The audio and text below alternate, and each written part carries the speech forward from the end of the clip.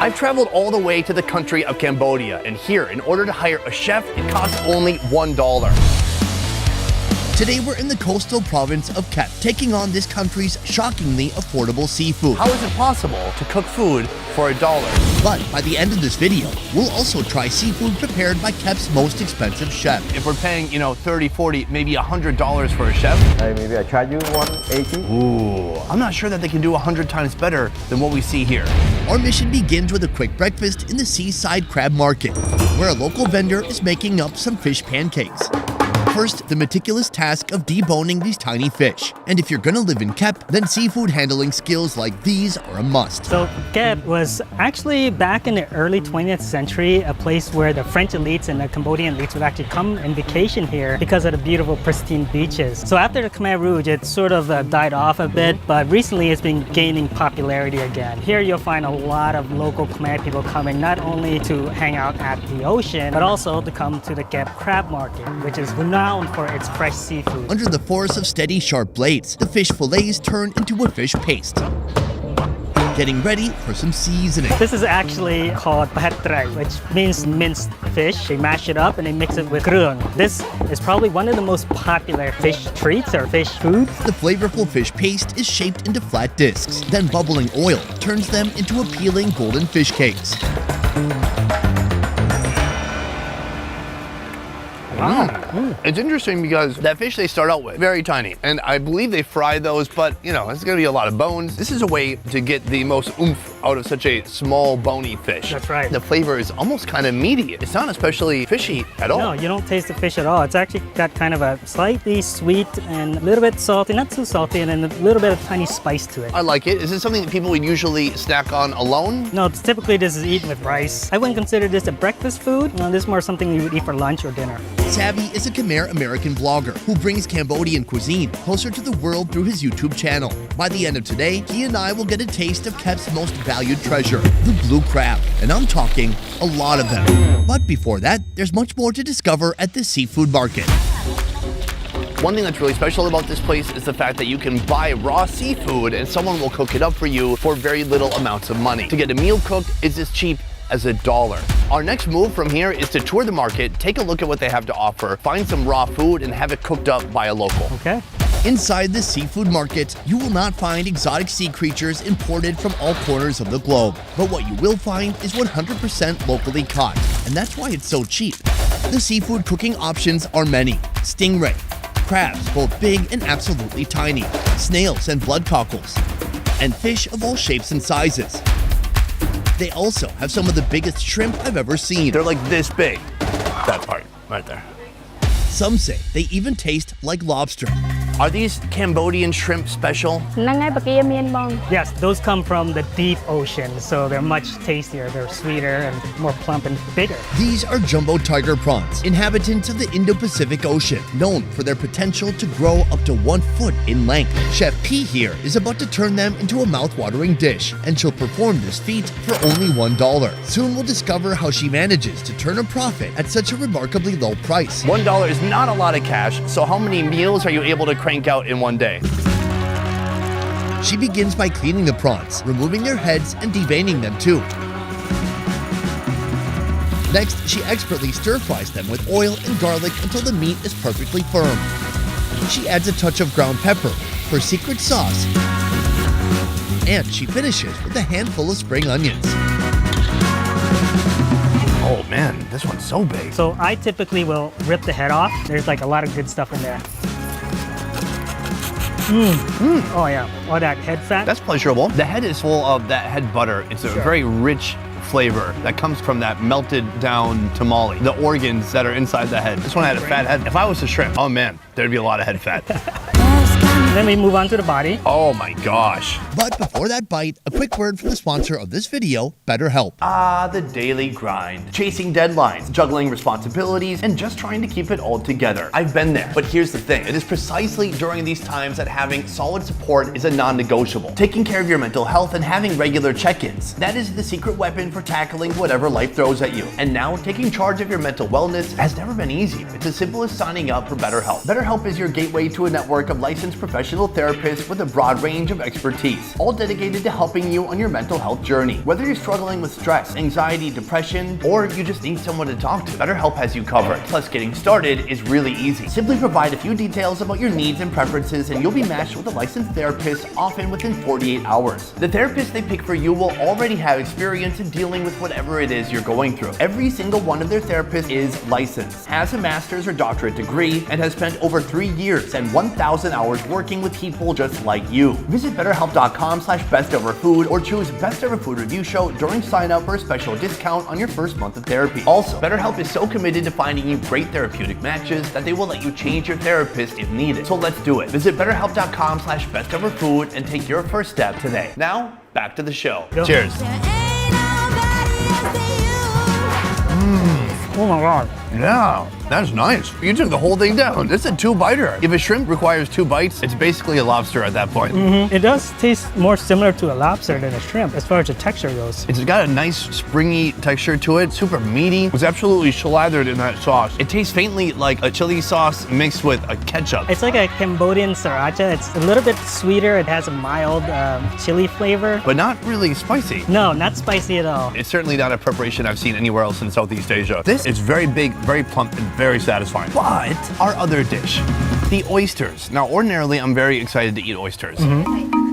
These I'm not super excited to try. I will tell you why soon. But first, let's talk about prices.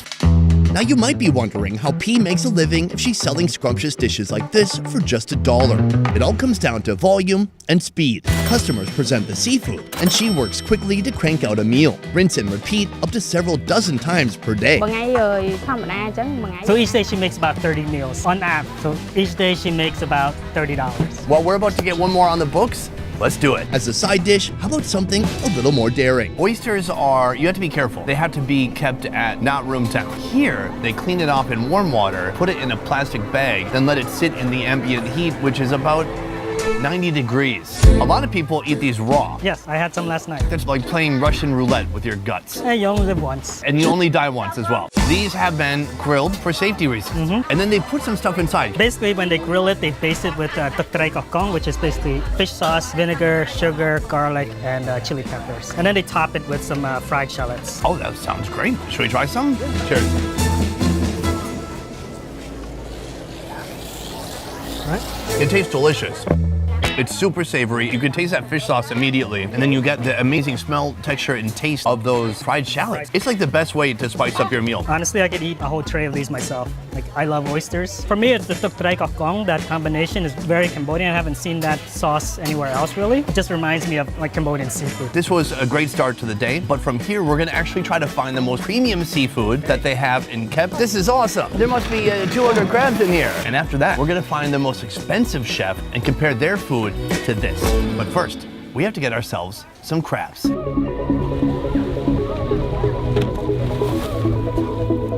Just 100 yards away from the crab market, you'll find the pier from which the market sources most of its seafood. It's still early enough in the morning that we get to see when the fishermen come in and offload their catch for the day. A lot of that includes fish, but it also includes the specialty of this region. I'm talking about the blue crab. Each day, a fishing boat may reel in 20 to 30 pounds of blue crab, adding to the collective daily harvest of 5 tons along the entire Cambodian coastline. That is a lot of crab. Around this time, the fishermen, they go out, they set their traps, and then early in the morning, they'll come back with the traps full of crabs, and then she comes. These ladies act as the salespeople for the wholesalers that come from the market. She works with one specific boat. She must have a trusted relationship with that boat. They know how much crab they bring. She tries to sell them for the best price, and they kind of work together hand in hand. That's exactly right. What's interesting about this place is the fish, the seafood, it all comes in here before it heads to the nearby market, where we already were this morning. So if you take the extra work to come here, you can cut off all the people at the market and get the best dibs on the best quality product. That's what we plan to do today as well. Right here we have the famous Cambodian blue crabs. These crustaceans are widely found in the Indo-Pacific Ocean, typically feeding on small fish and bivalves. However, in Kep, they feed on a particular seaweed, resulting in a meat so exceptionally sweet that even Phnom Penh residents are willing to journey 3 hours all the way here just for a bite. What is the most prized part of the crab? What are people after here? There's actually ones that have eggs that are more delicious. Oh, I did see some of these had eggs on them. Let go of your friend. He ripped his friend's leg off. That's gonna be a discounted crab. So this is the most prized part of the crab right here. The males have more meat, but only the females have these big dollops of eggs. That's right. Ma'am, I would like to buy some of these crabs from you, and then I'm gonna take them to the most expensive chef I can find in Kep, and he's gonna cook them up. But first, we need some seasoning. Let me guess, Kampat peppercorns. Bingo. Blue crab and Kampot pepper are a legendary duo along the southern coast of Cambodia, but the Kampot pepper alone is cherished by chefs all around the world. In fact, it's known as the champagne of pepper. But seriously, it's pepper. Could it really be that good? Well, we're about to find out at a pepper farm known as La Plantation. Here you can see tall pepper vines sprouting fragrant peppercorns. 300 employees. 20,000 pepper vines, 27 tons of annual product. These are the numbers earned by the owners, French-Belgian couple Natalie and Guy, after 13 years of operation. Then in 2010, we got a PGI. PGI is Protected Geographical Indication. It's like champagne or camembert. You have to prove that it's a unique product that you can recognize among any product. And this marks, a special terroir for Kampot pepper because of the climate, because of the soil, and the sea is quite near from our plantation. When you will taste it, you will recognize that it's quite unique aromas. Can we try some out? Yeah. How's this? Is it ripe enough? This one is quite young, but taste it, you will see it's full of flavor. Oh, it has a little bit of a peppery scent, even though it's just in its raw ball form. It's not ground or anything. Let's try it out.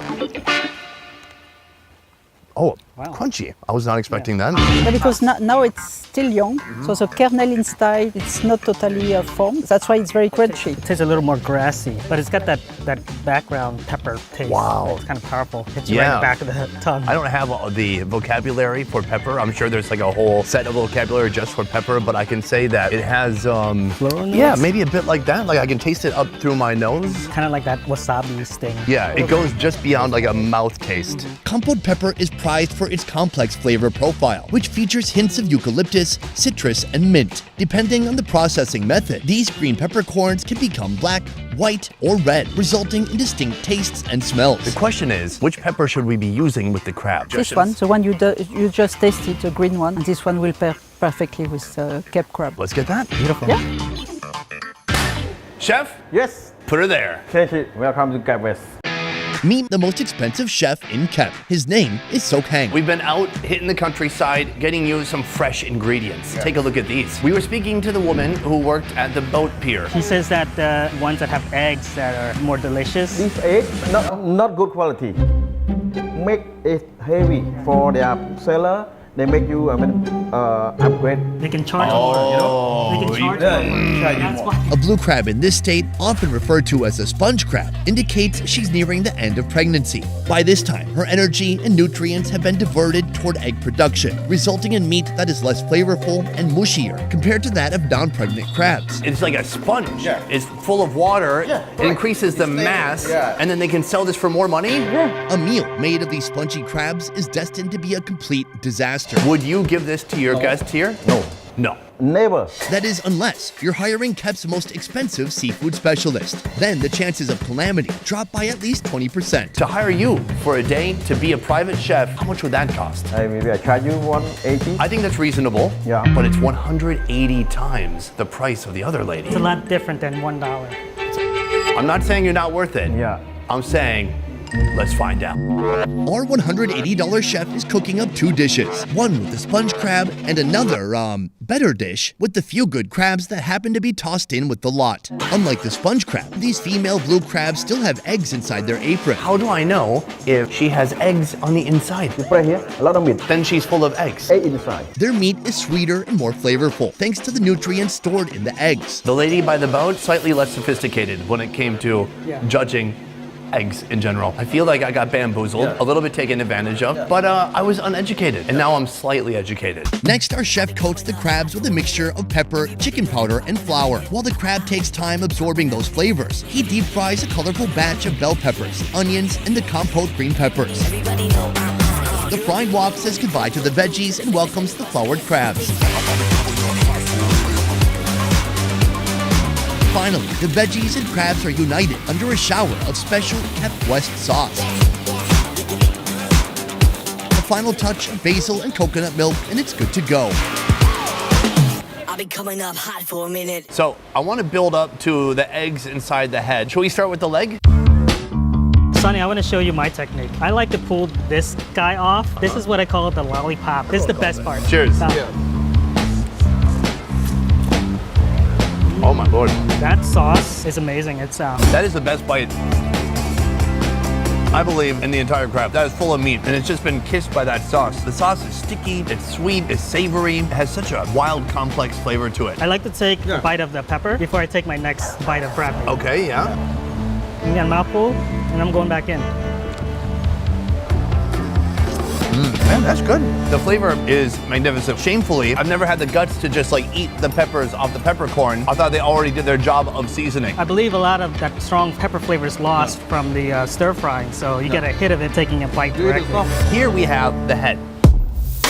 This is where we have the internal eggs rather than the external eggs. So this is about 2-week-old eggs in there. Cheers. I can see why these are more desirable.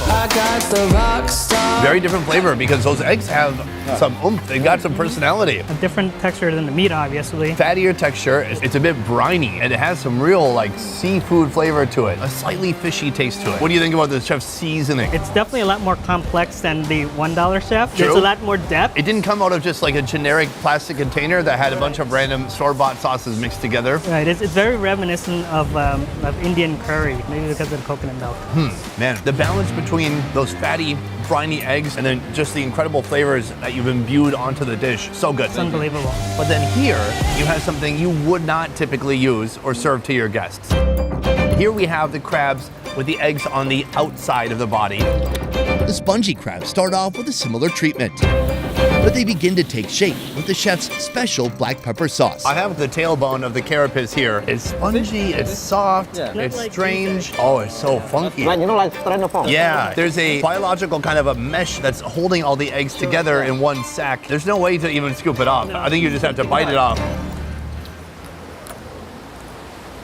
Right? Huh. So, the texture, terrible. Yeah, terrible. Yeah, but the sauce? The sauce is so good. Oh my, I feel so mixed. I'm torn, I'm conflicted. The flavor is awesome, but then when you bite into it, it's hard to explain. It's almost like very, very thin bones or like very thin shell pieces that you can feel them kind of crunch as you bite down. It's like this weird mesh netting that holds all the eggs in place, and that's what you're trying to chew on. I think the lady down by the boat, unless she has some kind of special recipe, I believe she may have been incorrect. Definitely. I always encourage the supplier, the fisherman, don't take it, let it gone and make the baby away. And that's something I wanted to ask you about. Clearly, when they're bringing in crabs, and many of them are full of eggs, that cannot be good for the sustainability of this profession. You know, when you have a crab with yellow eggs, that means in 6 to 7 days, they're gonna release. If they're darker, it means maybe within about 24 hours, they're gonna release, and those thousands of eggs have the potential to turn into new crabs that could be caught in the future. Are there any laws against keeping They have the this law. crab? But in a lot of cases, I believe people don't follow those laws. Why do you think Cambodians here are not following these rules? Some people, they need money, and the buyer like us, we don't know, we're going to release the baby soon, so we still buy. Lucky you bought this, nobody see you. Yeah. Did we just break the law? Yeah, apparently. No, we don't know. I guess one takeaway I have from this trip is going all around the countryside, there are more and more animals that are reducing in numbers, even tarantulas. The populations of tarantulas are dropping because of overhunting. Well, it's because people, they're not thinking about 5 years from now or 10 years from now, they're thinking about today. What is the best strategy to deal with this? You need the people that are buying it to stop buying it, and also the government to step in as well. We're hopefully able to educate the younger generation that we need to think about the future because there's a lot more potential. But there won't be any potential if we take all the crabs out of the ocean. If If you love Indian food, then you're gonna love our new channel, Best Ever Food India. Subscribe now for weekly videos showcasing the most unique street food from around the country. This is a type of rum made with compote pepper. Have you had this before? No. I've never had it. Cheers. Cheers. It's extremely smooth. It's really smooth. Do you taste the compote pepper? Not that much. No, you don't really taste the pepper. I feel not pepper. Maybe I eat too much the pepper in the kitchen. You overdosed on pepper. Can we use any of these? You can use. Do you prefer the female or the male? For me, female. Hey, me too, bro. Put it up there, yeah. I'm married to a lady. Yeah. Boom, guys, that is the end. Our final video here in Cambodia. Before we go, I want to say a huge thank you to this guy for joining me for 3/5 of this journey. Thank you. This is Savvy. Savvy you on YouTube. You can follow his journeys here in Cambodia as he explores food and culture and even more. Otherwise, guys, that is it for this video. Thank you so much for watching. I will see you next time. Peace. Let's go this way. See this? These stairs? These Over there? stairs? Up the stairs? These stairs, they don't go anywhere. They don't. They just go up, Just up? and then you fall off. That's it? Okay. Let's do it. Let's go. Let's I'm go. ready. You can run. I'll get there eventually.